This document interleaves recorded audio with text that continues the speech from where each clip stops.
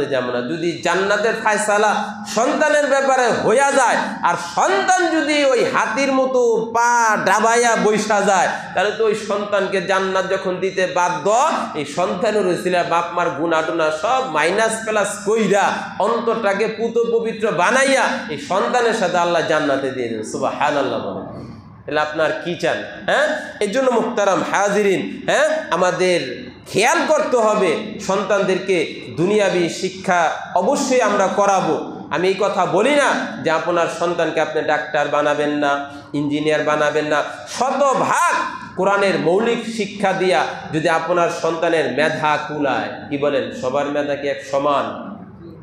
কাউটালের যে সমস্ত সন্তানেরা নিজ গ্রামে পড়ালেখা কইরা নিজ গ্রামে শিক্ষক হইছে, কি মেধার কারণে নাকি মেধা না থাকার কারণে? মেধার কারণে। হ্যাঁ, আপনার সন্তানের যদি মেধা থাকে, মৌলিক কোরআন হাদিসের শিক্ষা দিয়ে আপনি ডাক্তার, ব্যারিস্টার, ইঞ্জিনিয়ার পড়ান, সমস্যা নেই। বানান, জাতির খেদমতের জন্য সন্তানকে তৈরি করান, কোনো সমস্যা নাই। মৌলিক শিক্ষাটা কেন দিব? যেন সমাজের কোনো অনৈতিকতা, সমাজের কোনো অশৃঙ্খলা, বিশৃঙ্খলা, সমাজের মধ্যে কোনো অসৎ সন্তানের খপ্পরে পড়ে আপনার সন্তানের ভবিষ্যৎটা যেন নষ্ট না হয়ে যায়, আপনার মেয়ের জীবনটা যেন নষ্ট না হয়, এই জন্য পাকাপোক্ত করার জন্য কোরআন হাদিসের মৌলিক শিক্ষাটা আপনাকে কি করতে হবে? দিতে হবে। মুহতারাম হাজিরিন, যখন ইলমে দ্বীন শিক্ষা করতে থাকে, গর্তের পিপিলিকা এবং সমুদ্রের মাছ পর্যন্ত দোয়া করতে থাকে। সুবহানাল্লাহ বলেন।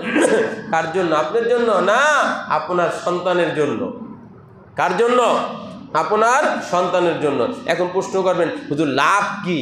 গর্তের পিপিলিকা, সমুদ্রের মাছ। হ্যাঁ, ওই যে বললাম, কেউ যদি মনে করে যে সন্তানকে মাদ্রাসায় পড়ালে ধ্বংস, এই জন্য বলি আমি, সে মায়ের পেটে আছে, একটা পিপিলিকা তার ওই দেমাগ দিয়া মাথা খাটাইতেছে।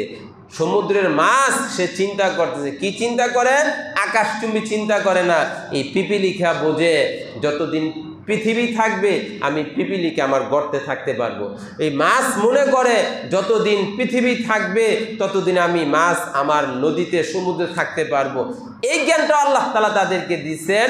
এই পৃথিবী ততদিন পর্যন্ত তার জায়গায় ঠিক থাকবে যতদিন পর্যন্ত এই পৃথিবীতে আল্লাহ আল্লাহ বলনেওয়ালা একজন আল্লাহর বান্দা থাকবে। সুবহানাল্লাহ বলে।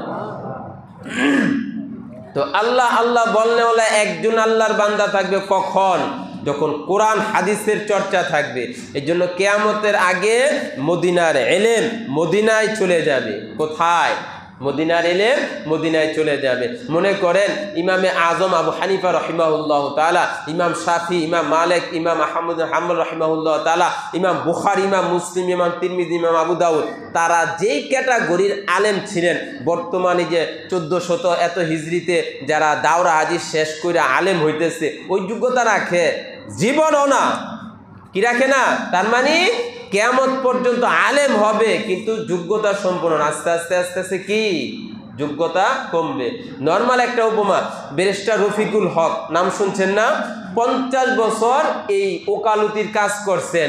উনি 50 বছর এই ব্যারিস্টারি কাজ কইরা যে যোগ্যতা হাসিল করছেন, যে যোগ্যতা তার মধ্যে ছিল, আপনার সন্তান 2024 সালে মাত্র ওকালতি পাস করে ব্যারিস্টার হয়েছে। তাহলে ব্যারিস্টার রফিকুল, তার যে যোগ্যতা আপনার সন্তান মাত্র শেষ করলে এই যোগ্যতা হবে? সুতরাং কিয়ামত পর্যন্ত আলেমের সিলসিলা অব্যাহত থাকবে কিন্তু যোগ্যতার দিক দিয়া কমতে থাকবে। এর জন্য মুহতারাম হাজিরিন, আমাদের নিয়ত করতে হবে কি, যে আমি আমার সন্তানকে মাদ্রাসায় পড়াইব। আপনি চাইলেও হবে না। কি চাইলেও হবে না? যিনি তৌফিক দেনেওয়ালা তার ইচ্ছা থাকতে হবে। কার? আল্লাহ। রাসূল করিম সাল্লাল্লাহু আলাইহি সাল্লাম বলেন, মান ইউরিদিল্লাহু বিহি খায়রান ইউফাক্কিহু ফিদ্দীন।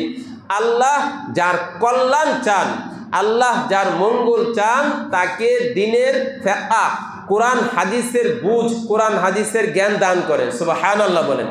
আপনি চাইলেই আলেম হইয়া যাইবেন, চাইলেই হাফেজ হইয়া যাইবেন, আপনি চাইলেই আপনার সন্তানকে হাফেজ, মাওলানা, আলেম, মুফতি, মুহাদ্দিস বানায় ফেলবেন, সম্ভব না। যদি আল্লাহর ইচ্ছা হয়, এই জন্য কি করতে হবে?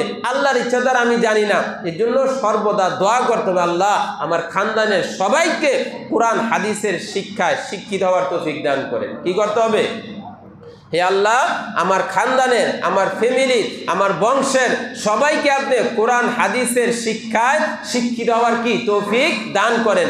এই জন্য আল্লাহ তাআলার কাছে এই দোয়া চাইতে চাইতে আল্লাহ তাআলার কাছে কি করা হবে? মঞ্জুরি আদায় করতে হবে। লাস্ট রাসূল করিম সাল্লাল্লাহু আলাইহি সাল্লামের একটা হাদিস, হ্যাঁ, বাপ মারা গেলে সন্তান বাপের সম্পত্তির কি হয়? ওয়ারিস হয়। কি হয়? ওয়ারিস হয়। এক সাহাবী বলতেছেন যে রাসূলের মেরাজ বন্টন হইতেছে। রাসূলের কি? মেরাজ, সম্পত্তি বন্টন হইতেছে। তো সাহাবীরা দৌড়াইছেন, আয়া দেখতেছেন যে রাসূল হাদিস বলতেছেন। ওই সাহাবীর অন্য সাহাবী জিজ্ঞাসা করলেন, তুমি বললা রাসূলের মেরাজ বন্টন হইতেছে, সম্পদ বন্টন হইতেছে, কো রাসূলের সম্পদ কই? সাহাবী বললেন যে রাসূলের সম্পদ হচ্ছে রাসূলের ইলম। সুবহানাল্লাহ বলেন। রাসূল করিম সাল্লাল্লাহু আলাইহি সাল্লাম বলেন, ইন্নামাল উলামা ওয়ারাসাতুল আম্বিয়া, নিশ্চয়ই উলামায়ে কেরাম নবীর ওয়ারিস। ওয়া ইন্নাল আম্বিয়া লাম ইউরিসু দিনারান ওয়ালা দিরহামা, উলামায়ে কেরাম নবীর ওয়ারিস, আর নবীর ওয়ারিস যারা হয় তারা দিনার দিরহামের মালিক হয় না। ওয়া ইন্নামা ওয়ারাসুল ইলমা, একজন আলেম হওয়া মানে নবীর ইলমের উত্তরাধিকারী হওয়া। সুতরাং নবীর সম্পত্তির কোনো কি হবে না? মালিক হবে না। ফামান আখদাহু আখদা বিহাদ্দি ওয়াফির, সুতরাং কেউ যদি নবীর ইলমকে আঁকড়ায়া ধরে সেজন্য পরিপূর্ণভাবে ধরে। সুবহানাল্লাহ বলেন। এই জন্য শুরুতে যে হাদিসটা বলছি, খায়রুকুম মান তাআল্লামাল কুরআনা ওয়া আল্লামা, তোমাদের মধ্যে সবচেয়ে দামি শ্রেষ্ঠ যে কোরআন শিক্ষা করে আর শিক্ষা দেয়, এটা হচ্ছে কোরআন শিক্ষার পরে কোরআন শিক্ষা দেওয়ার সাথে লেগে থাকতে হবে। কি থাকতে হবে? লেগে থাকতে হবে।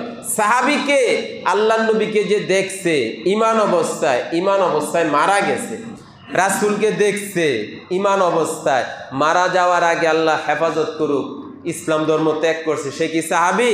সাহাবী না।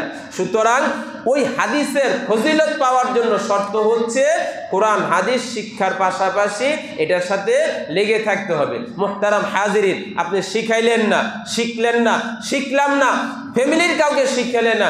রাসূল করিম সাল্লাল্লাহু আলাইহি সাল্লাম বলেন, উম্মত এই কোরআনের শিক্ষাটাকে এত নরমাল না। রাসূল বলেন, তলাবুল ইলমি ফারিদাতুন আলা কুল্লি মুসলিমিন, ইলমে দ্বীন শিক্ষা করা প্রত্যেকটা মুসলমানের উপর ফরজ। কখন? আপনি বড় হইছেন। ওযুর ফরজ কয়টা? ঠিক এইটা আপনার জন্য জানা ফরজ। নামাজের ফরজ কয়টা? জানা ফরজ। হ্যাঁ, আলেম হওয়া ফরজ না, কি না? আলেম হওয়া ফরজ না। যদি আলেম হওয়া ফরজ হইতো তাহলে চিন্তা করেন তো অবস্থাটা কি হয়েছিল। যদি আলেম হওয়া ফরজ হইতো, পৃথিবীর কোনো আলেম এই কথা আজ পর্যন্ত বলে নাই যে প্রত্যেকটা মুমিন মুসলমানের আলেম হওয়া ফরজ, প্রত্যেকটা আল্লাহর বান্দাবান্দির আলেম হওয়া ফরজ, এই ফতুয়া কেউ দেয় নাই, দিবেও না। কিন্তু মুসলমান হিসাবে যেই পরিমাণ ইলম আমলের সামনে চলে আসে, জানা দরকার, ওইটা আপনার জানা ফরজ। দুইটা উপমা বললাম। ওযুর ফরজ কয়টি? ফরজ গোসলের ফরজ কয়টি? হ্যাঁ, ফরজ গোসলের ফরজ কয়টি? অনেক মুসলমান জানি না। দুঃখ, কষ্ট, ব্যথা, আপনি তো পাক হওয়া ছাড়াই মসজিদে চলে আইতেছেন। কি বলেন ভাই, হয় না এমন? হ্যাঁ, ফরজ গোসলের ফরজ কয়টি এটা যদি না জানেন, নরমাল ওযু করে মসজিদে আয় বলেন আস্তাগফিরুল্লাহ রাব্বি মিন কুল্লি যামবি ওয়া আতুবু ইলাইহি, হইতে পারে না? সময় নাই। এমন বহু উপমা আছে। এজন্য আলেম হওয়া ফরজ না। যদি হন, সন্তানকে বানান, আর সন্তান যদি সেটাকে অন্তরে ধারণ করে, আমি আজকে আপনাদের সামনে বলতে পারি, আপনি পিতা নিরাপদ থাকেন, ইনশাল্লাহ আপনার সন্তানকে সন্তানের অসৎ বন্ধু গ্রাস করতে পারবে না। আপনার মেয়েকে সমাজের অসৎ মেয়ের বান্ধবী গ্রাস করতে পারবে না। এর জন্য কোরআনের শিক্ষা পৃথিবীর মৌলিক শিক্ষা। কোরআনের শিক্ষা জাতির মৌলিক মেরুদণ্ড। সুতরাং শিক্ষাই জাতির মেরুদণ্ড হইতে পারে না। কি? কোরআনের শিক্ষা জাতির মৌলিক মেরুদণ্ড। আল্লাহ তাআলা আমাদের সকলকে কথাগুলো বোঝার, অনুধাবন করার, নিজের ফ্যামিলির সবাইকে তৈয়ার হওয়ার তৌফিক দান করুক। আমিন। ওয়া আখিরু দাওয়ানা আনিল হামদুলিল্লাহি রাব্বিল আলামিন।